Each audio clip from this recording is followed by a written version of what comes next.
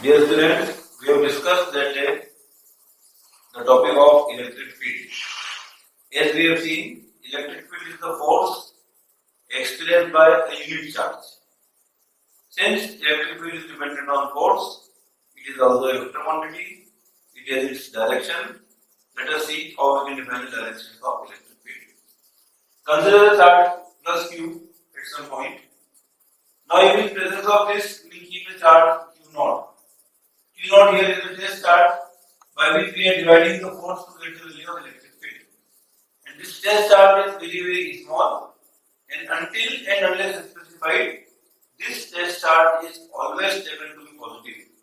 So if this test charge Q0 is kept over here we have charge plus Q, it will always experience the force in the opposite direction because Q0 is also a positive charge and the given charge is also positive over here. So we have to take it as a standard rule. Whenever we have a positive charge, the electric field will always be directed away from the electric charge. So for a positive charge, the direction of electric field is outward. And we will see afterwards in next chapter that this outward is also perpendicular to the surface from where the electric field is coming out. It is always perpendicular.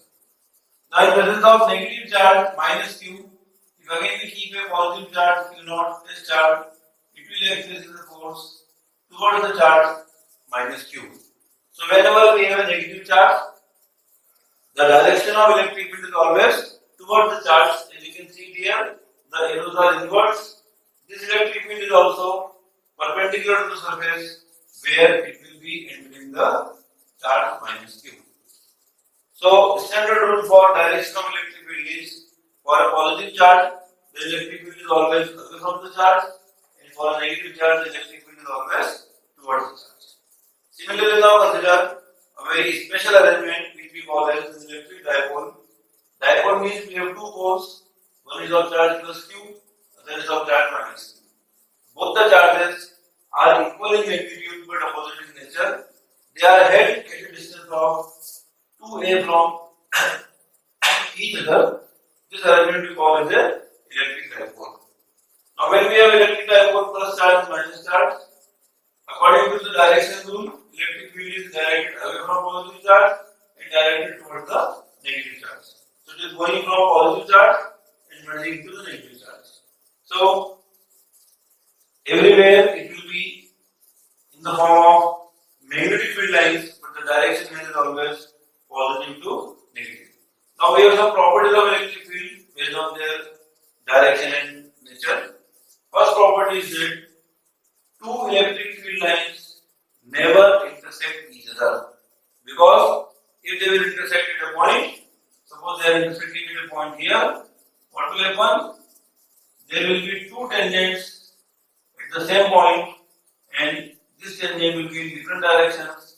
So there will be two directions of electric field at the same point P, which is not possible. Second property is that electric field lines, they are always open field lines, they are not closed field lines, because they start from positive and terminate at negative. They never come back from negative to positive.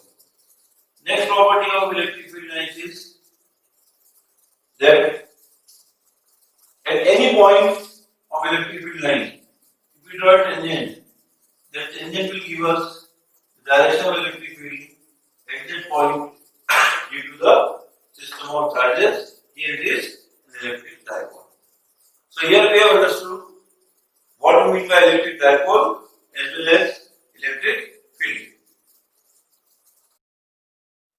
Now we have seen electric dipole. Let us see some more property of it. Here we have a charge plus Q. Here we have a charge minus Q. The distance between the two charges we always take to be 2a for the sake of symmetry. That each charge will be a distance of a from the center of the electric dipole. Now here we define one property, electric dipole moment indicated by P, which is a vector quantity.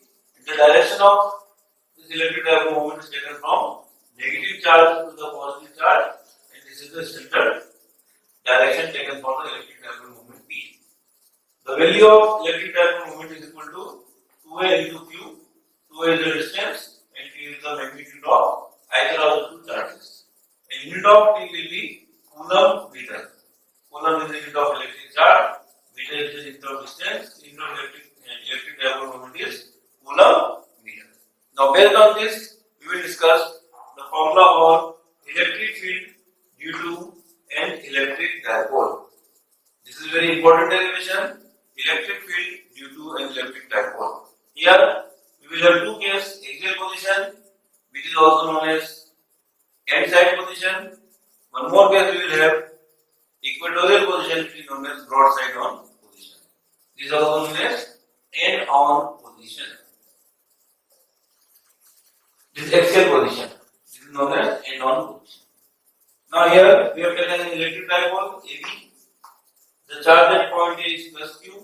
The charge at point B is minus Q. The distance between them is 2a. So that each charge is the distance of A from the center.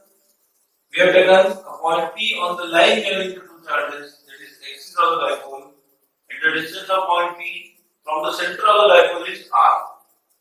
So accordingly, the distance AP will be R minus A, the distance B to P will be R plus A. Here you can see that AP distance is less than distance P. Now we need to find electric field at point P.